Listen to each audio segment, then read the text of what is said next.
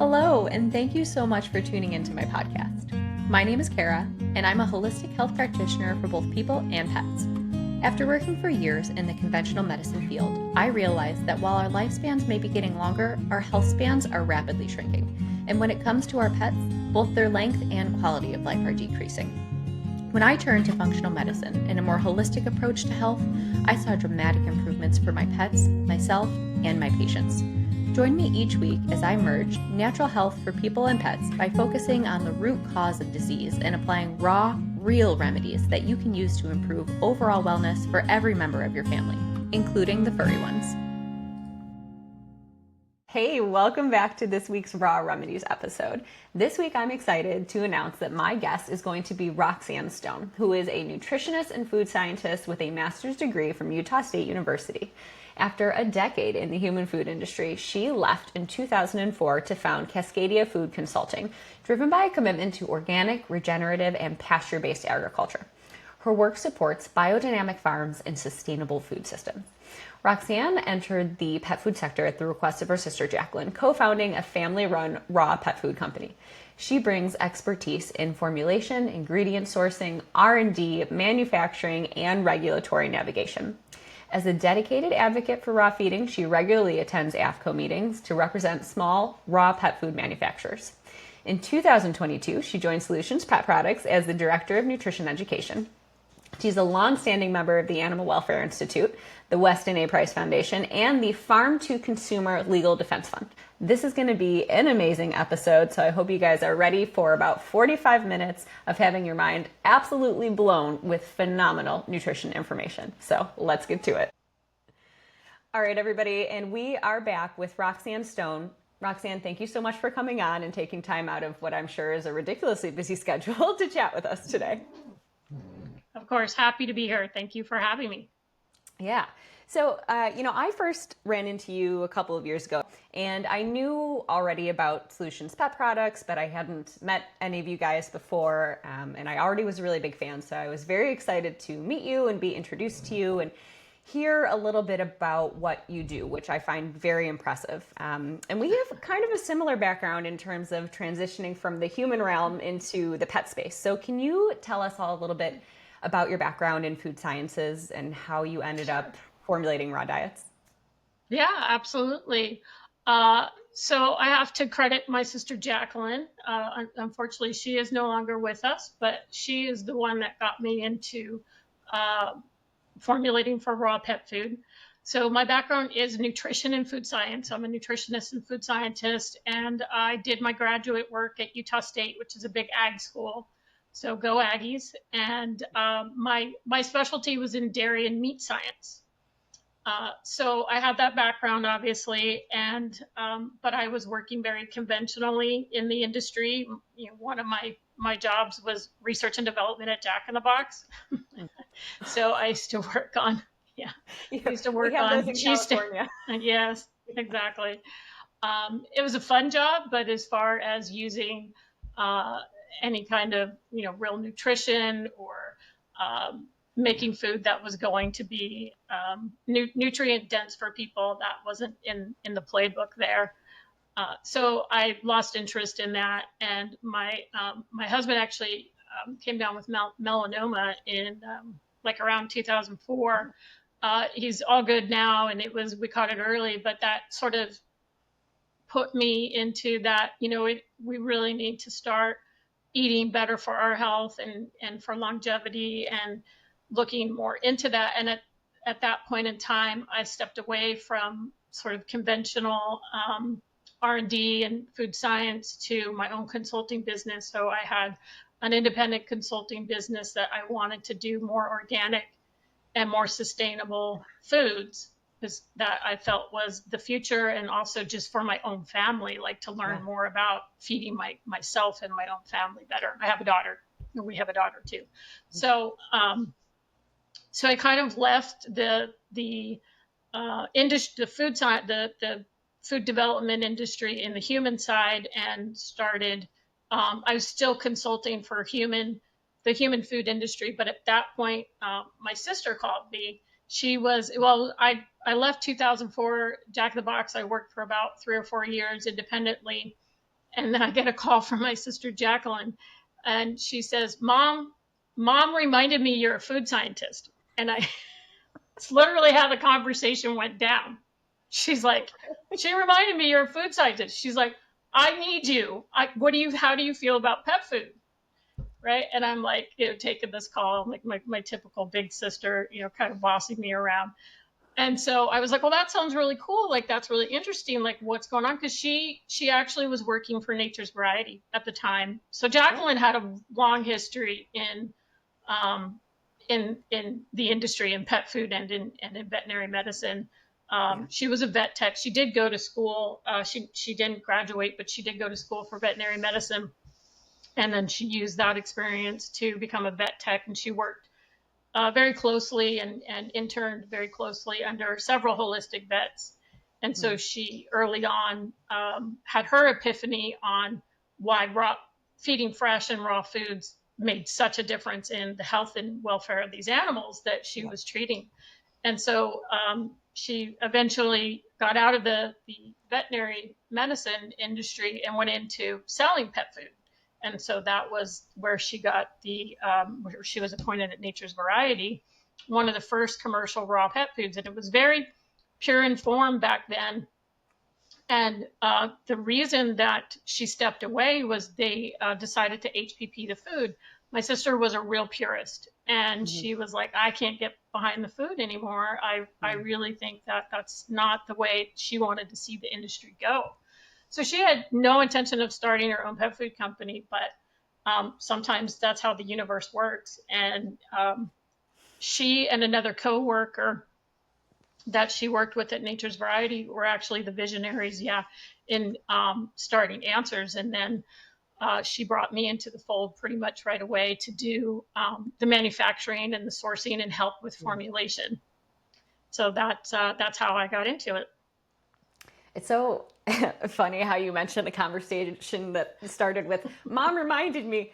Yeah. I completely understand because my family likes to conveniently forget everything that I do working in healthcare, Right. and the amount of times that Right. I'll be somewhere and I'll be talking about this, that, or the other, and then one of my family members will be like, "Oh, I always forget that you work in the hospital," and I'm just like, I've been doing it for a decade. How do you Yes. still not remember? Yes. But, I and then, know. of course, Exactly. they ask me for advice, and then they disagree with everything I say too. So Exactly. Yep. that's Been what there, family done does. that. Yep. I can definitely empathize with you there. Well, we'll see. That maybe the longer I work in medicine, the more they'll listen. But so, Right. all right. So now with solutions, you have all of the nutrition info. You're formulating, Yep. helping formulate these diets. But one of the Yep. things that I was really excited to connect with you about when I saw you a couple of weeks ago at Dr. Judy Morgan's International Naturally Healthy Pets Conference. That's a mouthful. Yes. It is a Was mouthful. the raw goat milk diets, and this is Yes. something that I don't, as a phrase that no one else really can utter. Really is just Right. you guys, right? And it's something that I was not very familiar with. Can you tell us a little bit about what this entails and what kind of pets Absolutely. would be able to benefit from raw milk diets? Yeah, absolutely. Yeah, it's really fascinating, and this is not a protocol or a diet that I wish we could say, we masterminded it, but it actually came from the founder of the Mayo Clinic, Dr. John Crew. And there's an interesting story. If you can look up his background on realmilk.com, has the story, and that is they're an advocacy group that's sort of um, a branch off of the Weston Price organization.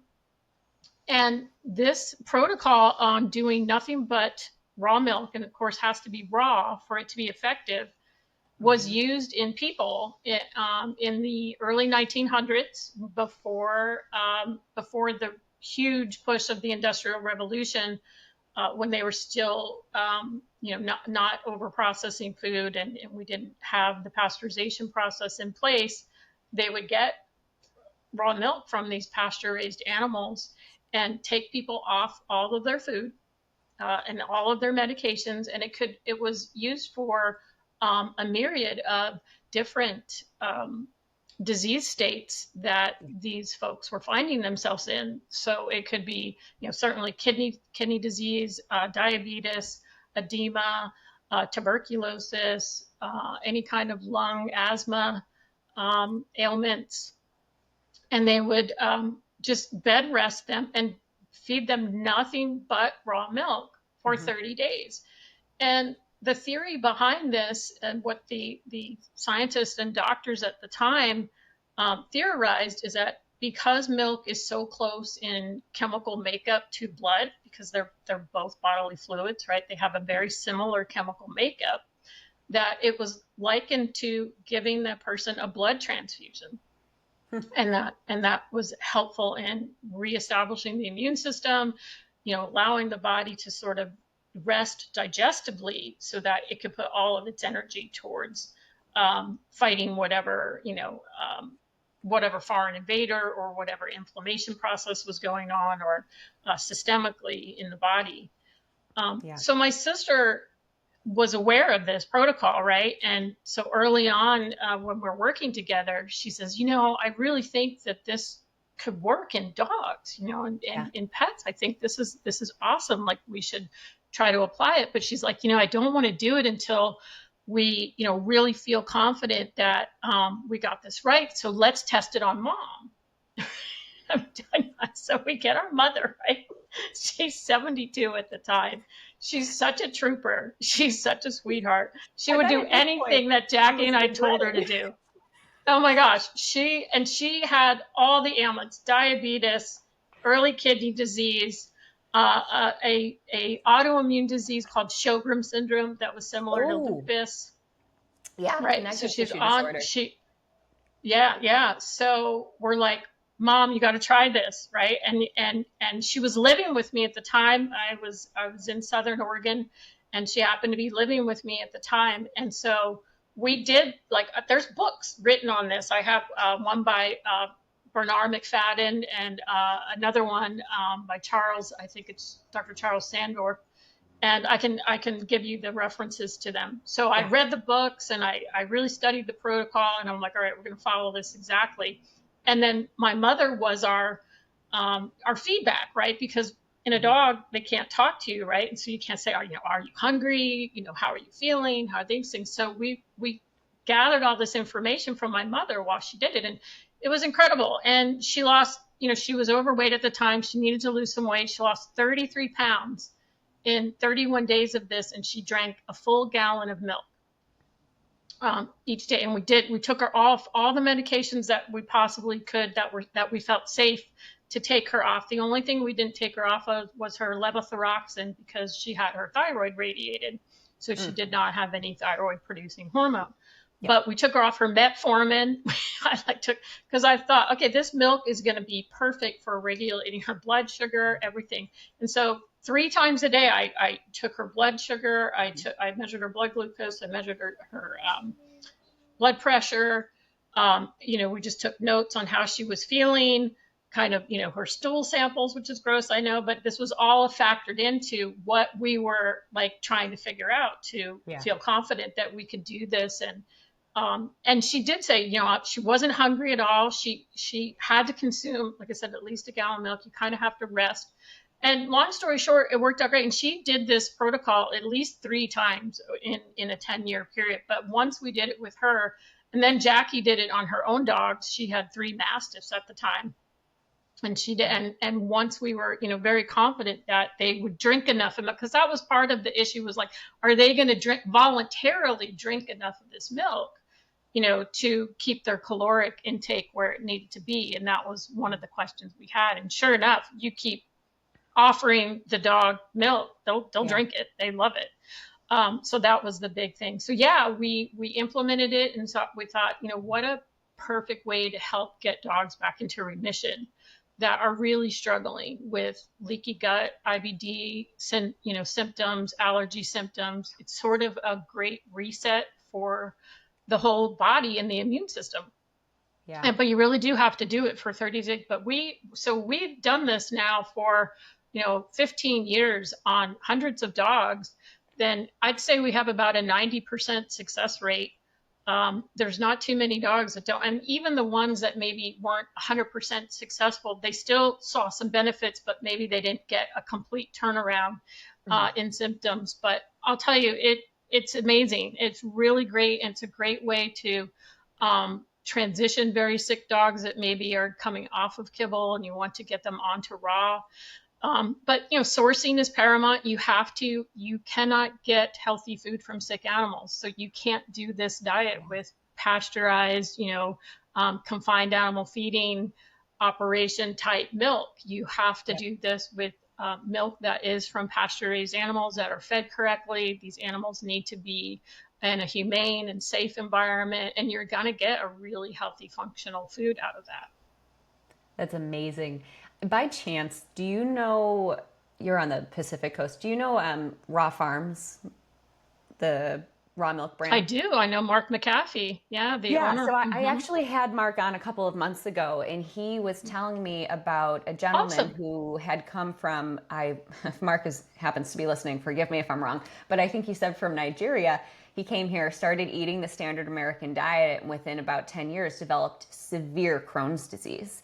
Ended up getting hooked up with Mark, and Wow. at this point, he was being told that he needed to have almost a complete resection of his small bowel, which, for people who are listening, you need your small intestine because that's where you're doing so much of the digestion of the food and actually absorbing your nutrients, and you end up getting like short gut syndrome. It can be very, very devastating. It goes far beyond just getting, an ileostomy bag. But that's what this guy was being told.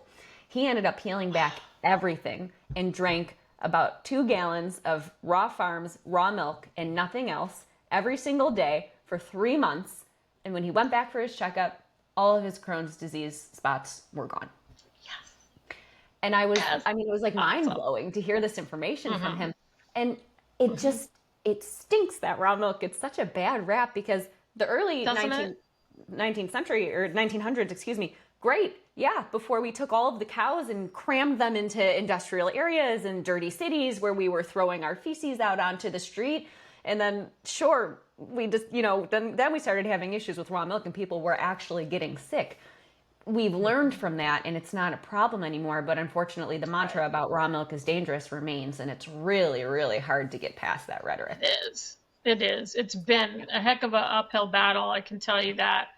And we've struggled with getting past it, but we've had enough um, diehard pet parents and frustrated pet parents that are so sick of the rounds of antibiotics and prednisone and constantly going in that cycle and not seeing any significant improvements in their dogs that we're usually the 11th hour medicine on that.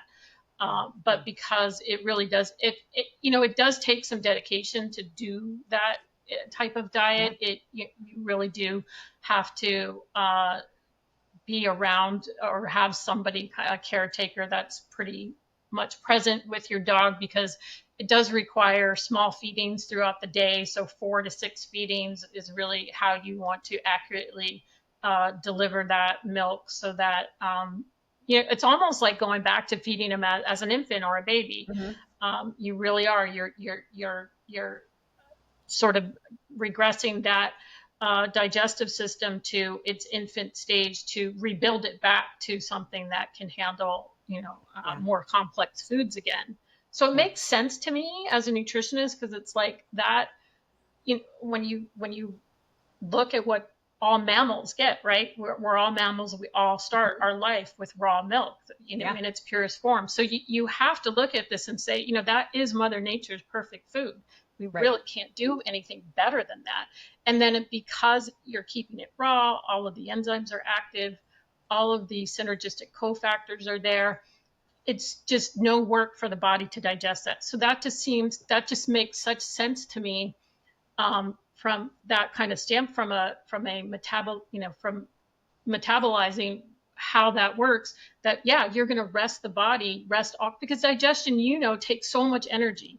That's Yeah. one of the biggest energy pools that we use and our pets use every day, is for digestion. and those Hmm. metabolic processes. So if you can rest that part of the body so that the immune system and all the other functional systems can put the energy towards that, of Hmm. course the body is going to want to heal. Yeah. You are speaking my language. And I love that you said how it's helping to rebuild because when you think about milk, it contains the building blocks of life. And it's what Yes. infants get up until, I mean, Yes. everybody's different and sometimes there's Sure. challenges, but unfortunately I see a lot of babies who end up having to be put on formula for one reason or another, and they end up with bad allergies, dermatitis, autoimmune conditions, recurrent ear infections, tonsillitis, right? Just recurrent Hmm. strep, all kinds of stuff. And I think people don't realize that a lot of that harkens back to what are you getting as soon as Hmm. you're born, because you're getting your mom's Absolutely. microbiome depending on how you were birthed, and then you continue getting all of those antigens and all of those really important Hmm. immune factors if you breastfeed. So so we know what pets would be like what kind of medical problems might be beneficial to try these raw milk diets. Are there any pets that you would say no, this is not for you? Really, honestly, not that I can think of. So the only pet that cats are ones that we've struggled to do a complete raw milk diet with, only because they don't seem to voluntarily drink enough of the milk to keep their caloric into their daily caloric meet their daily Yeah. caloric intake needs. And so that can be a struggle. But what Yeah. we've kind of done with cats is modify it to like 50% of their calories coming from Okay. goat milk or raw milk, and that seems to uh, be enough to be, But we've really just focused on dogs. But as far as Yeah. conditions, I haven't ran into any condition where um, a milk fast, even for a healthy dog, it Mhm. couldn't be beneficial. I really Yeah. haven't run into any type of disease conditions that would prohibit the milk fast from working. Awesome. And you use goat mostly, but then I saw that you also Mhm. now have sheep. We do, yeah, and that's interesting. And goats, they often call goats the poor man's cow because for their size, they're the feed necessary to feed them, and then the volume of milk that they produce is pretty efficient Yeah. compared to cow milk. But also their milk does differ structurally. The casein micelles and the fat micelles in goat milk tend to be smaller than in cow. Mhm. And I'm not bashing on cow. Cow milk's great. I drink raw cow milk. That's what my Yeah. family drinks. We drink A2 Me raw too. cow milk from a local dairy right here in outside of Eugene. But goat milk is a great milk too. Additionally, I mean, most mammalian milks, well, they're all mammalian milks because they're mammals, but are all going to have the same basic macronutrient breakdown structure. So, right, so Yeah. you have your casein proteins, your whey proteins. So your alpha S casein, your beta casein, your lactoglobulin, your lactalbumin are your whey, and then you have your fat, of course, and then your lactose. And so all of those are just going to be in a little bit different ratios. And what we found with sheep milk, the reason why we gravitated towards that is because sheep milk, out of all the herbivores, is getting the closest to dog milk. Yes. So a lot of people don't realize, again, I struggle because some of the feedback that we get from more conventional veterinarians that aren't so much into nutrition is, oh my gosh, don't feed your dog goat milk, or it's going to give him pancreatitis because it's high in Ah. fat or something. And No. I just put my head in my hands and I go, wow, we have such a long way to go to get these folks to understand Yeah. nutritionally how perfect this food is. And so one of the things that we did this last year was do our own analysis on dog milk. So we have a very reputable and very sustainable breeder in Pennsylvania that does some research with us. He's incredible. His facility is state of the art. He has temperature control in each of the whelping bins so that they don't exceed or a certain temperatures, and he's got it all dialed in. He's got these incredible whelping bins that were designed to not let any dog go into a corner or Yeah. anything like that. It's really amazing. But it's a beautiful facility, and he agreed to collect some dog milk for us, which I know is a little bit, I guess, just sort of when he's weaning them off, Yeah. just so we could send some to the lab, because there's very limited, I know this is funny, but there's very limited laboratory analysis Yeah. on dog milk. And Yeah. so Yeah. there's some from beagle colonies that were in captivity, from the early 60s, which we don't, and then there's a more recent one that they did with comparing milk replacers for dogs and cats to dog milk, Mm-hmm. but very little Mm-hmm. literature on the analysis of dog milk. So we Yeah. wanted to get our own and kind of see where we were dialing it. But dog milk is like 8 to 9% fat, Mm-hmm. about 6 to 7% protein, and about 3% lactose. And sheep milk is getting closer to that, in so much that it's about 6 to 7% fat, and then 5 to 6% protein. And then sheep milk has a little bit more lactose than dog milk. But as far as the herbivores go, you're getting closer to those higher fat and higher protein levels. Where, I mean, goat milk's great. It's not that that's a great milk too. It's just more moisture rich because they produce a bigger volume. So you're down at like the 3% protein, 3% Okay. fat. So you just have to consume more because it's higher in Right. water content. Where sheep milk, they don't produce as much volume. Mm-hmm. So it's So more it is a more concentrated. expensive milk. I call it a luxury milk. It's very luxurious because it is so thick and creamy, and they Yeah. only produce small amounts. Yeah. That is so cool. I have a local farmers market that I like to go to in Mountain View, and they sell sheep milk yogurt, and I'll get Oh, that nice. sometimes, and I just give it to the dogs. I just don't love the taste of it. It's almost kind of like, it's like gamey is the best way I feel like I can Yeah, describe it. people And same describe thing it with that goat's way. milk. Sure. Yeah, but like, so sheep and goat, like from a palate perspective, I can't. I've tried, and I will if there's nothing else. But I too am the cow milk in the home. But Yeah. yeah, for the dogs, I'll give them the sheep yogurt, and then Hmm. I'll do the goat milk and goat nog and stuff like that. I try and add a splash to their food at least every other day so that they're getting some into the diet, and I love it. And it's what I use if someone has an upset stomach. We're not getting Yeah. solid food. We're going to do a Yep. modified fast today. You're either going to get some raw milk or you're going to get some bone broth or maybe a little bit Yep. of both. Yep. And that's it. And then you go over here and you let your tummy rest so that you can have your body focusing on dealing with what's making you not feel well instead of having Hmm. to shunt blood and energy to the Hmm. intestines for digestion Hmm. and assimilation. So, but that's so cool that you have this analysis. And I mean, I wouldn't want to look at the analysis from beagles in captivity because God knows what they've been exposed to, Right. antibiotics, over Exactly. vaccination, ongoing Exactly. stress. That's all of Exactly. that is going to affect. When you were talking about it, I'm so terrible. All I could think about was Meet the Fockers, where Yeah. Ben Stiller is like, "Can you milk a The cat?" cat. Exactly. But I Exactly. think it's so beneficial to have this information to compare to because then you can It say, is. here's the Yes. data, right? Instead of, well, Yes. we think it's, Exactly. here it is on Exactly. paper. Yeah. So that's And so I'll tell amazing. you what else it was really wonderful is that when we've done 2 rounds of it, we're going around, we're trying to do everything in Yeah. triplicate, but we don't want to stress the animals, we don't want to stress the dogs, Yeah. so we're allowing him to take his time and collect it as you can, and certainly don't neglect any of the puppies from getting the adequate milk that they need. And you don't need a huge sample to do an Yeah. analysis. You can get Yeah. A just a couple very small ounces. amount.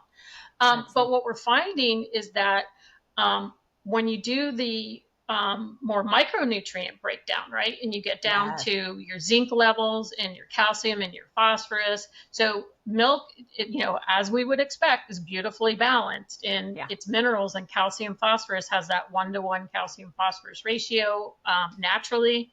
But here's the funny thing, because if you go and you look at the AFCO nutrient profiles, right, and we all know that they really don't apply correctly to whole and fresh foods. We know that these are nutrient profiles that are designed for a Mm-hmm. dry kibble diet that's going to be Ultra high in processed. grains, Yeah. not assimilated well into the body, right? So, but so if we took dog milk, right, and we put it up against the nutrient profiles for AFCO, particularly zinc and iron, it would not meet its complete and balanced on. So you're taking Mother Nature's perfect food from the species itself, a canine, and putting it up against the AFCO nutrient profiles and say, here, look, you are way too elevated on your zinc and your copper. And maybe they're not for kibble because you can't assimilate it from kibble. See it? And so they're artificially elevating those zinc and copper levels and some of those mineral levels, knowing that the phytic acid or phytates that are those anti-nutrients in those grains are going to chelate them,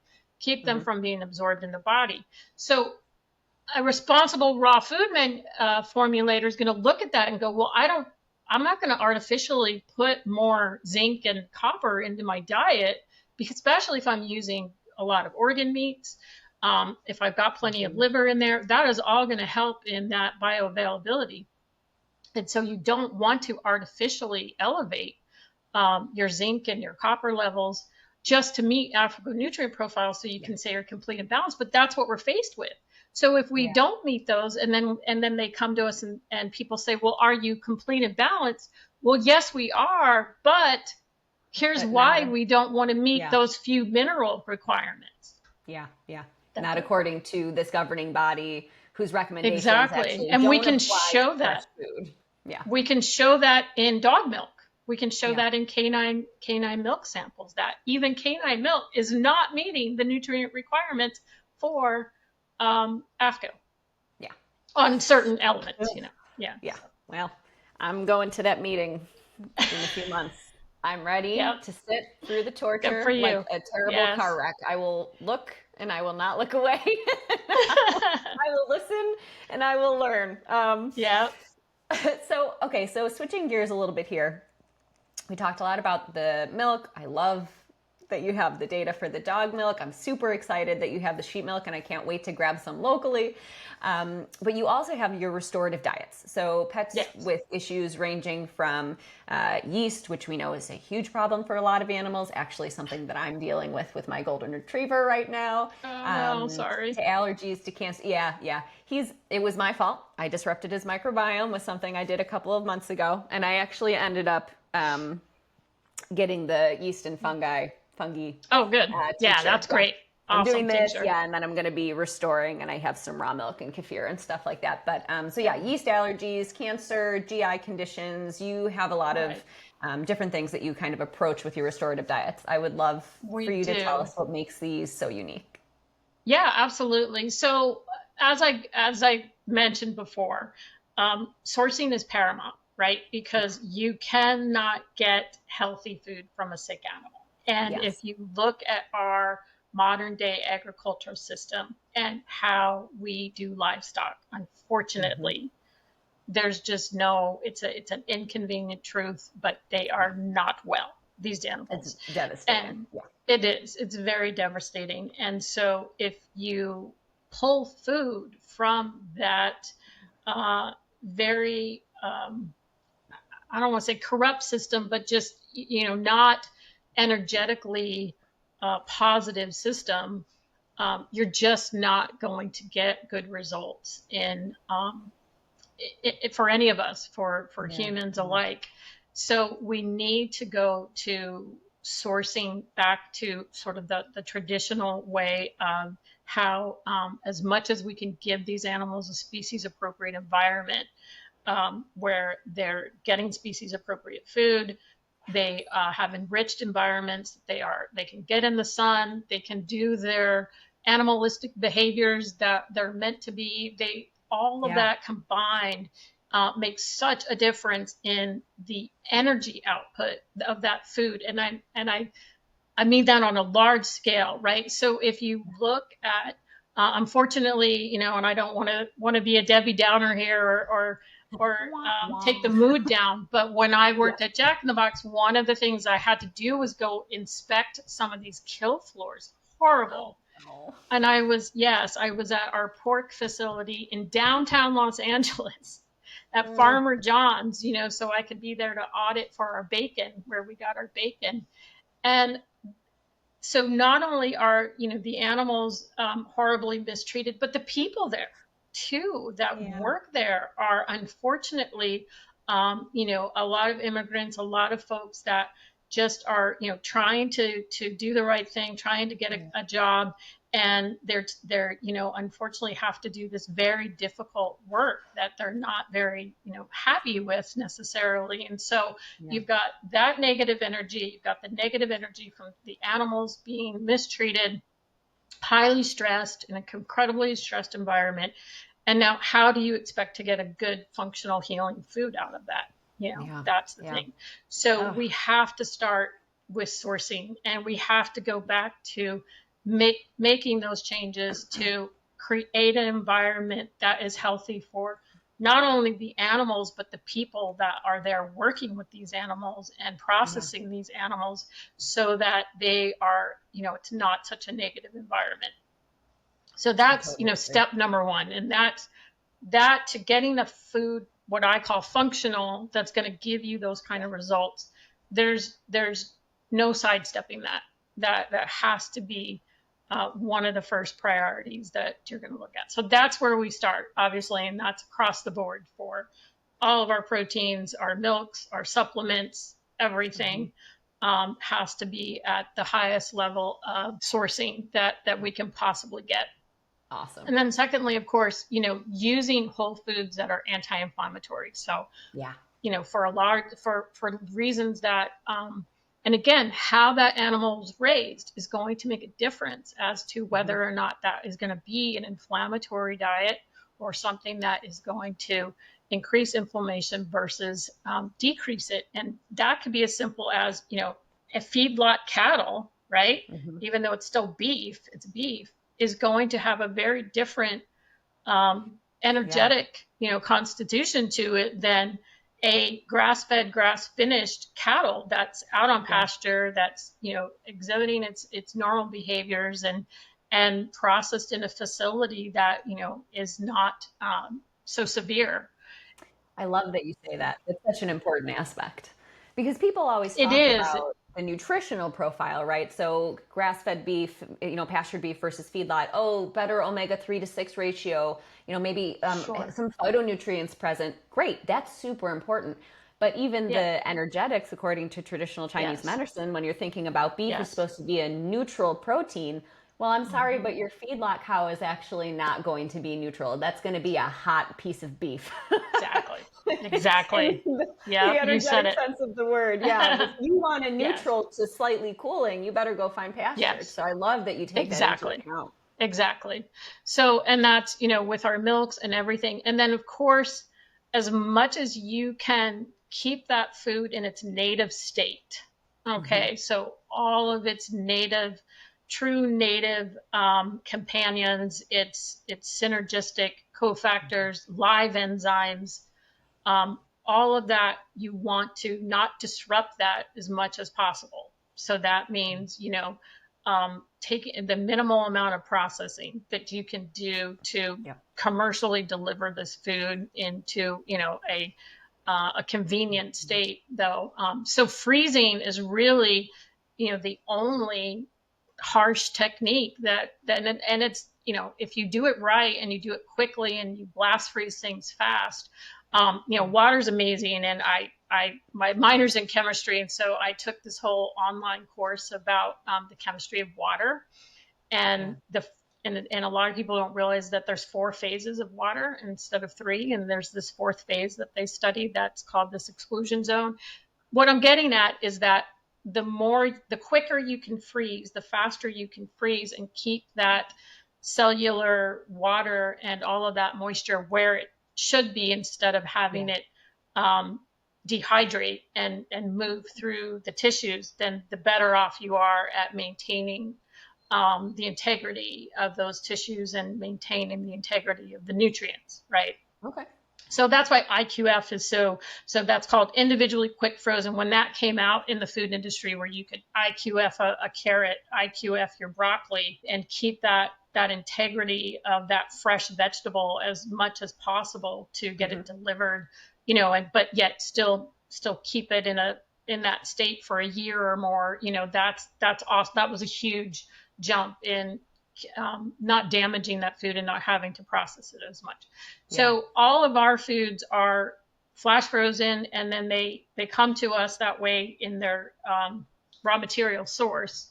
Anything that should be frozen, we do a lot of fresh vegetables that, of course, are fermented, and Yeah. those go through a natural ferment, right? So, and that's key as well. So we're not only taking these pure, whole, fresh foods that are very minimally processed from these energetic farms, these regenerative farms that are mostly small family farms. Yes. So the children are there, they're involved, the pets are running around, they're involved, they're with the livestock, they're in and out. There's a really good energy on as a whole, and that translates into that food and translates into the animal that's consuming that food, and that's why it's so important. So that's a big part of of course, our restorative diets. And then, just the ratios of them themselves and kind of putting the foods together to maximize, what disease condition we're looking at. But if I had to pick a favorite, I would say that the urinary kidney one seems to be the one that we see the most remission quickly from pets that do the kidney urinary restorative diet. Yeah. All of them are great. Again, all of them are based on high moisture, right? We want a lot of moisture in the diet. We want easy digestion. We want to take that stress off the body of having to work so hard to get the nutrients. So we don't want any dehydrated foods, no freeze dried or dehydrated foods. I'm not bashing them. They can be great and convenient where needed, but for these restorative diets, the majority, the bulk of the diet, because exactly. It's missing that component, which You want super important. Yeah. Right. So you'll see that our restorative diets all start with, a lot of milk, a lot of bone broth, one of our our jiggles. So our jiggles are our bone broth line.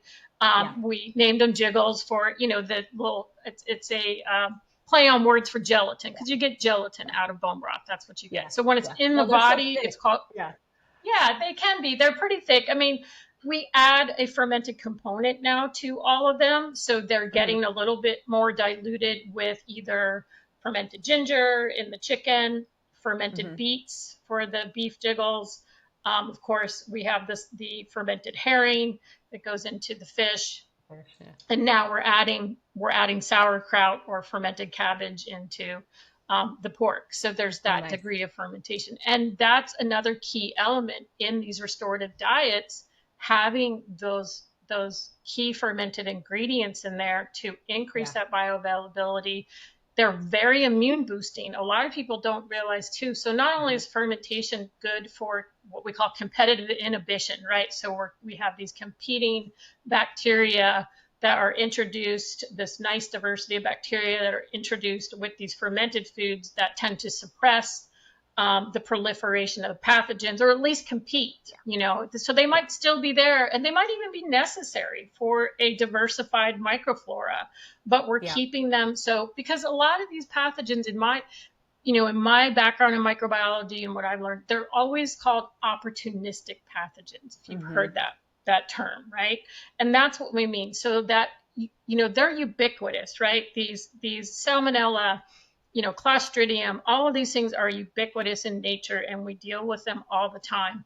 But if our immune system is overloaded, or we have extreme dysbiosis where we've taken, a huge amount of antibiotics, or we're dealing with vaccinosis, or some kind of other stress on the body that's wiped out a lot of our microflora, then those opportunistic pathogens will invade or will take over. But for the most part, they're commensal with our own natural flora and should be.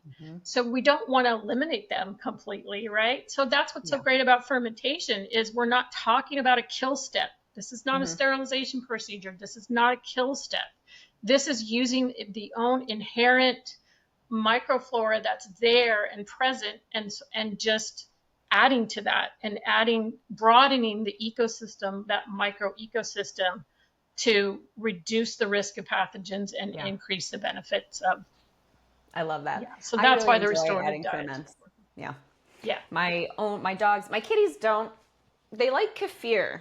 That's like the only kind Yeah. of fermented type of anything that they like if I try and sprinkle They like the fermented veggies. more sour. Yeah, I was Yeah. told that Yeah. cats don't have the sense, the sweet sense for Yeah. sweetness. Yeah. I So, learned that from Hannah from Evermore about cats and like oh yeah. sweet. Yeah, she was talking about Uh-huh. cantaloupe and how they perceive it as an umami type flavor, like a meat flavor. But yeah, Yeah. my kitties Yeah. won't really do the fermented. The dogs, anything fermented, I throw it at them, they will eat it. And I've been actually adding, it's funny, I started taking this myself, your fermented cod liver oil. So Yes, the I dogs take have 10 been mils eating of this. that every day. Yep. Yeah, Yep, me too. I Yeah, every take day. 10 With my mils of that vitamin D every as day well. for myself. Yeah. Yeah, I have to chase it with kombucha to get it down, like because it just, kind of Oh, burns the throat, kind of sticks there if kombucha. you leave it too long. Yeah, so that's a great chaser for the cod liver oil. That's a good idea. Gets rid of any of that in the throat too. It Yeah. does. It like takes Yeah. the fatty kind of it like cuts that the acid kind of cuts that and it makes it go down a little easier. Yeah. That's smart. I'm going to do that afterwards today because sometimes I do feel a little in the back of my throat and I'm like, Yeah. yeah, it'll go away. And I drink a bunch of water. Yeah. Eventually it goes away. Yeah. Today I'm going to chase it with Oh kombucha and I'll no. email you. Yeah. It Let you know works. how it goes. So, yeah, so I love how it's from, I mean, the sourcing to the way you prepare it to the way that it's, I mean, you freeze it and it's not, it's not cooked, it's not heated, it's not HPP'd, it's just as natural as you can possibly make it. Yep. And it's very convenient too. So, like the boxes that I have behind me, I ended up getting these for my kitties. And Okay. these are the nuggets, 1 ounce Yes. nuggets. Yep. They're so convenient. They thaw Aren't super they? quickly. I just Yep. put them in a little glass container, and the cats Yep. get fed twice a day. And I can put it in there in the morning, and by the evening, it's thawed and ready for me to like warm to room Awesome. temperature. And then you have kind of like the burger looking patties Uh-huh. that I've used before for the dogs, which are nice. And then you have the rolls. And I love that Hmm. you guys are plastic free, right? So it's like Yeah, other than the cheese, a we wax don't pack paper. anything in Yeah, plastic. Yeah, the cheese is yeah, a little bit more difficult because the cheese is, and that word dough, the DOGH, is actually yeah, a real word for that cheese. It's yeah, Chelsea researched a cheese to do for solutions, and she came up with this ancient Persian recipe that's called dough. yeah, And she thought, oh, that's very clever because it's dog with an H. yeah. But to keep that moisture in, yeah, we do wrap that one in plastic. That one would be hard because it would change the texture of that so much. Yeah, yeah. But yeah, the rest of our food, it is, we try to minimize plastic as much as we can touching the food. And so that's a cellulose paper casing that we Hmm. do stuff into. And there Yeah. is a little bit of a trade-off because that's a casing that's used for smoking meat. So they typically use that in the industry for smoking like summer sausage and pepperoni because it is a little bit Hmm. porous. Now it's not going to bleed through the casing typically. It's not that porous, but you are going to get some surface dehydration Hmm. that happens at that level. But again, the trade off of not having it frozen in plastic versus that, and the compostability of that, you can compost that Yeah. paper, Yeah. and it's just so much more environmentally friendly. But you will get like a little bit of like surface toughness on the chub itself, and it's nothing's bad with it. It's just sort of it could just kind of freeze dried Yeah. a little bit on the outside, but when you cut into it, the meat is nice and tender Hmm. and red on the inside, and I think that's Yeah. worth it for the trade off of not having to pack in plastic. Yeah. I agree. I worry of all of the things that I worry about when it comes to like food and food storage and food preparation. Plastic is probably one of the biggest things on my mind. It's actually part of the reason why I get worried about HPP is the Hmm. potential for Me microplastics. too. Yeah, So, like a lot of the other things, I'm agree. like, well, it is what it is. Maybe we have some nutrient loss. Maybe we, might have a little bit. You don't Right. have some of those cofactors that you might want. Okay, you can make up for those in other ways, but the Hmm. potential for microplastics, I don't know. I've been reading a lot of research in human medicine about where we're finding microplastics in the body, in your coronary arteries, in the brain. And Did you it's see just that it's study from New everywhere. Mexico on the cadavers that they did with the brain and how Yeah, that yeah, study from, I think it was the University of New Mexico did that? They did a lot of autopsies with yeah, cadavers and they went into the brain and the amount of microplastics they found in yeah. the brain. was alarming. Mark Hyman, yeah, he had made a couple of posts about that recently, and like linked this study. So yeah, it's scary, and it's everywhere, and it's convenient, It is. and it's hard to get away from. So I mean, it is.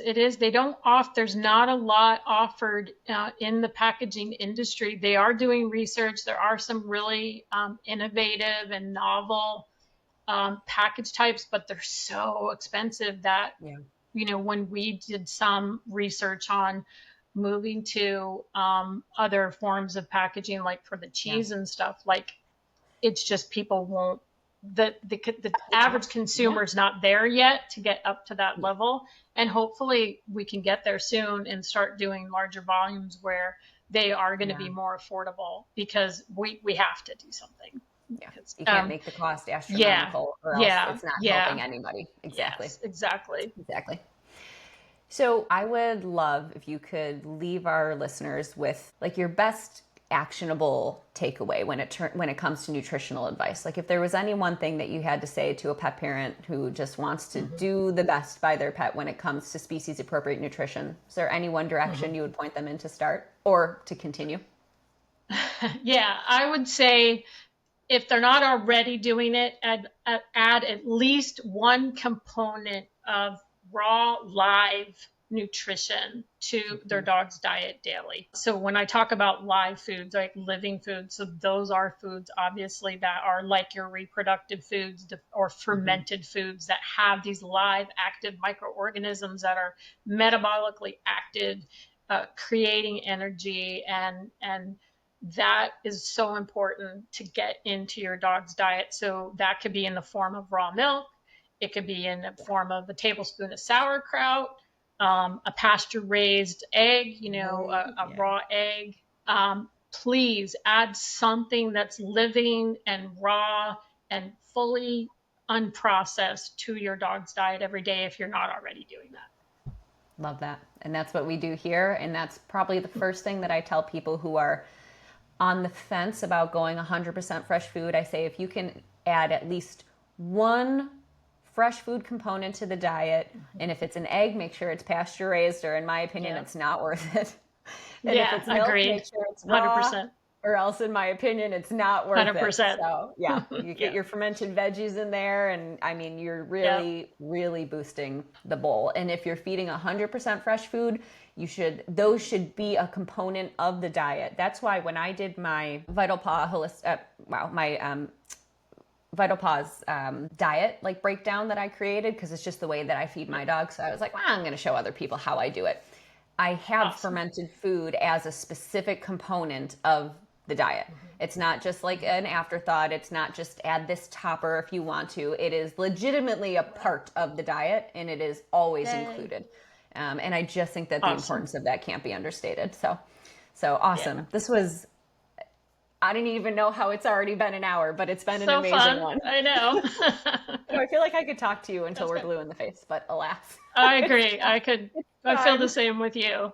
This was fun. Thanks so much for having me on today. Yes, Roxanne, thank you so much for coming on. You are such a wealth of knowledge, and you just have so much to teach us. So, all right, everybody. Thank you. This was a pleasure. Awesome. Take care. Thank you for listening. And Roxanne, hopefully I'll see you sometime this year, maybe at some events. Yes, absolutely. Bye-bye. Bye now. Thank you for listening. Please remember that you, yes, you, are the driving force that helps keep small businesses and platforms like mine running. So if you liked what you heard, please like, share, and most importantly, rate this podcast. It's the only way we can reach more people and spread the word about natural health. None of the conditions discussed or recommendations given are meant to replace the advice of your health provider. So if you have concerns about yourself or your pets, please confer with a human or animal health practitioner. Have a super fantastic day, and I'll see you next week.